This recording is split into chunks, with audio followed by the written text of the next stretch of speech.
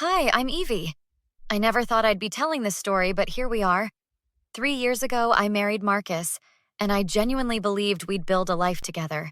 He was charming, successful, and when he talked about having kids, his eyes would light up. I should have paid more attention to the way he always said when we have our son, instead of when we have our baby. The contractions started around midnight. I shook Marcus awake, my hands trembling. Marcus, it's time. We need to go. He sat up, rubbing his eyes. You sure? Maybe it's false labor. I've been timing them for an hour. They're 5 minutes apart. All right. Let me just text my mom real quick. Can you do that in the car, please? The drive to the hospital was tense. Marcus kept glancing at his phone, typing with one hand while driving. Who are you texting? I asked between contractions. Just the family. They're excited. Your mom keeps asking if we know what we're having, doesn't she? She's just curious, Evie. Don't make a thing out of it. At the hospital, Nurse Sarah got me checked in. She was maybe 50, with kind eyes and laugh lines that suggested she'd seen it all. How are we doing, Mama? She asked. Contractions are getting stronger, I managed. She looked at Marcus. And how's Dad holding up? I'm good, he said, still on his phone. Just letting everyone know. Nurse Sarah's smile tightened slightly. Maybe put that away for now? Your wife needs you present. 12 hours later, exhausted and overwhelmed, I heard the most beautiful sound in the world. My baby's first cry. It's a girl, Dr. Martinez announced, placing her on my chest. A healthy, beautiful girl. I was crying, laughing, completely in love. She's perfect. Marcus, look at her. She's perfect. The room went silent. I looked up at Marcus, expecting to see joy, tears, something. Instead, his face was stone cold. A girl, he said flatly. Marcus, what's wrong? I need some air. He turned toward the door. Wait, where are you going? Marcus! Dr. Martinez looked concerned. Sir, your wife just gave birth. She needs... I said I need air. He walked out. Nurse Sarah squeezed my shoulder. Honey, some dads get overwhelmed. He'll come back. But hours passed. My beautiful daughter, I named her Lily, slept peacefully while I tried Marcus's phone over and over. Nothing. Nurse Sarah came back for a checkup. Still no word from Dad? No. Sarah, I don't understand. What did I do wrong? She sat on the edge of my bed. You didn't do anything wrong. That baby girl is a blessing. He wanted a boy. I knew he wanted a boy, but I didn't think... who abandons their wife at the hospital? Wait here. Sarah left and returned 20 minutes later, her expression dark. Evie, I checked with security. Your husband left the hospital 6 hours ago. He left. Completely left. I'm so sorry, sweetheart. I called my best friend Rachel, my hands shaking so badly I could barely hold the phone. Rachel, can you come to the hospital? Evie, did you have the baby? Is everything okay? I had her, a girl. But Rachel, Marcus left. He walked out and he's not coming back. He what? I'm on my way. Don't you dare let that man back in if he shows up. I don't think he's coming back. Rachel arrived 30 minutes later, bursting through the door with fury in her eyes. Where is he? Where's that absolute piece of... Rachel, not so loud. The baby. She looked at Lily and her expression softened. Oh, Evie, she's gorgeous. He said it like it was a disappointment. A girl. Like she was defective or something. Did you try calling him? 15 times. He's not answering. Rachel pulled out her own phone. Let me try from my number. Marcus? Yeah, it's Rachel. Where the hell are you? Your wife just had your daughter and you... What? You're where? I could hear his voice through the phone, cold and distant. Rachel's face turned red. Your parents' house? Are you kidding me right now? Get back here. She pulled the phone away. He hung up on me. Evie, he said he needed time to process and that he's staying at his parents'. Time to process what? That we had a healthy baby? Nurse Sarah knocked and entered. How are we doing, ladies? Her husband abandoned her, Rachel said bluntly. left the hospital, and went to his parents' house because the baby is a girl. Sarah's jaw tightened. In my 20 years as a nurse, I've seen a lot. But this is cruel. Evie, you need to protect yourself and that baby. Document everything. Document what? The time he left, that he won't answer your calls, everything. Because, sweetheart, this doesn't sound like it's going to get better. Rachel nodded. She's right. This is abandonment, Evie. Legal abandonment. I looked down at Lily, so tiny and innocent, and felt something shift inside me. Not sadness anymore. Anger. He doesn't get to do this, I said quietly. He doesn't get to treat us like we're worthless and just walk away. The next morning, my mother arrived before visiting hours officially started. Where is he? His parents' house, apparently. He left you here, with a newborn. He wanted a boy. So do a lot of men, they get over it. What kind of monster walks out? Rachel stretched from her chair. A coward. Have you heard from him at all? Mom asked. One text, at 4 a.m. I need time to think about our future. Your future! You have a daughter! That is your future! Nurse Sarah entered. Everything okay? My mom's rightfully angry, I said. Does she have a safe place to go after discharge? Sarah asked. She's coming home with me, Mom said firmly. Rachel stood up. Actually, Evie needs to go back to her house first. Document what's there and what's not. If Marcus took his stuff, if he left a note, you need evidence. Mom nodded. She's right. After discharge, Rachel drove me home. Inside, Marcus's closet was empty. His dresser empty. Everything gone. Evie, there's a note. I picked it up, hands trembling. I can't do this. I wanted a son. I needed a son. This isn't what I signed up for. I'll contact you about divorce papers. Marcus. He wants a divorce over a baby girl. Rachel grabbed her phone. I'm calling my brother Jake. He's a family lawyer. Minutes later, Jake was on speakerphone. He left the hospital hours after birth? Moved out during labor?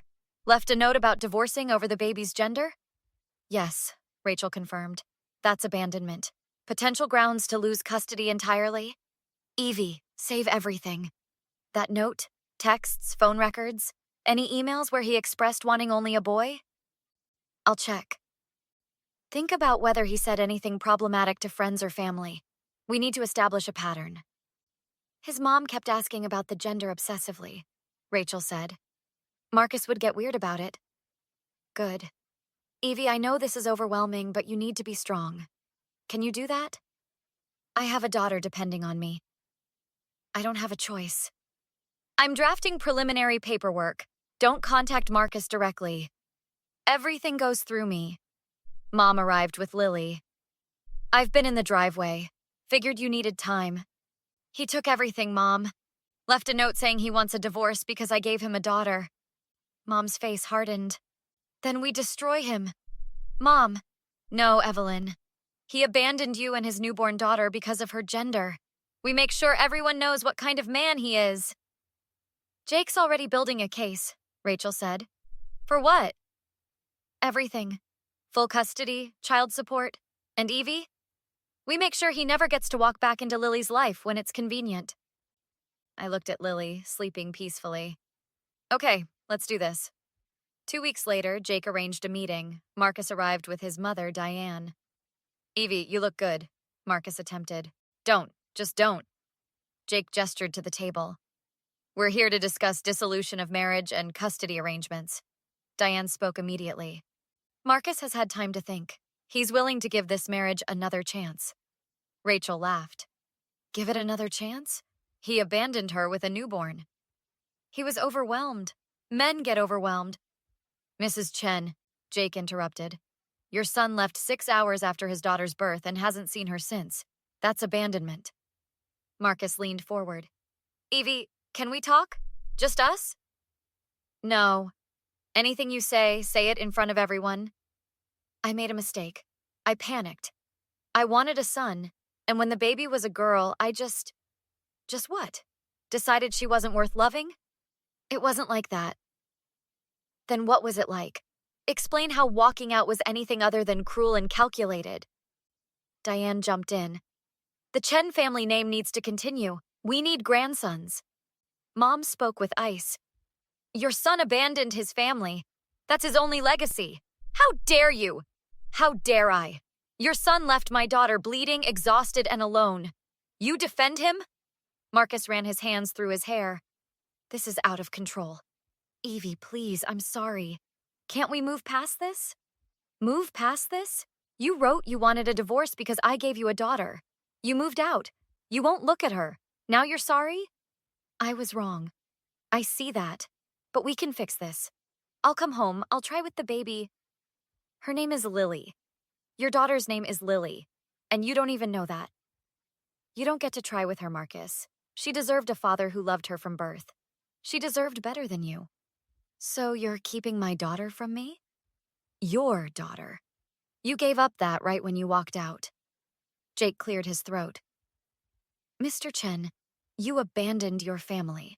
Left evidence of premeditation. Your note explicitly states you're divorcing because of your child's gender. That's abandonment, potential discrimination, emotional abuse, serious concerns about your fitness as a parent. Marcus paled. Fitness as a parent? I'm her father! You rejected an infant because of her gender. Judges have opinions about that.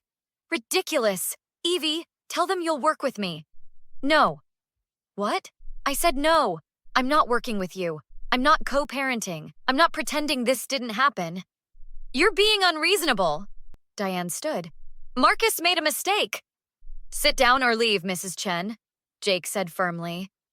Marcus's expression changed, apologetic facade cracking. Fine. You want hardball? I'll fight for custody. I'll drag this out. I'll make your life hell. There's the real Marcus, Rachel said quietly.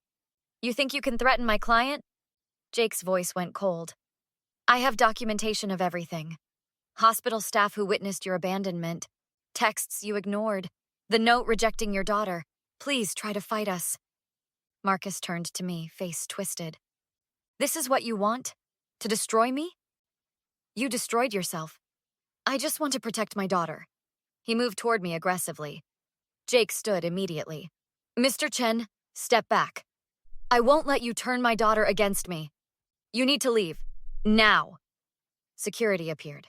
As they escorted Marcus and Diane out, he yelled threats about lawyers and custody. When the door closed, I started shaking. You did great. Rachel hugged me. Jake was typing. I got that on audio. His threats, aggression, his mother's comments, exactly what we needed. What happens now? Now we file for divorce, full custody, and a restraining order based on his threatening behavior. The court date arrived 6 weeks later. Marcus had hired an expensive lawyer, but Jake had something better. The truth, fully documented. Judge Reynolds, a stern woman in her 60s, reviewed the evidence with increasing displeasure. Marcus's lawyer spoke first. Your Honor, my client admits he made an error in judgment.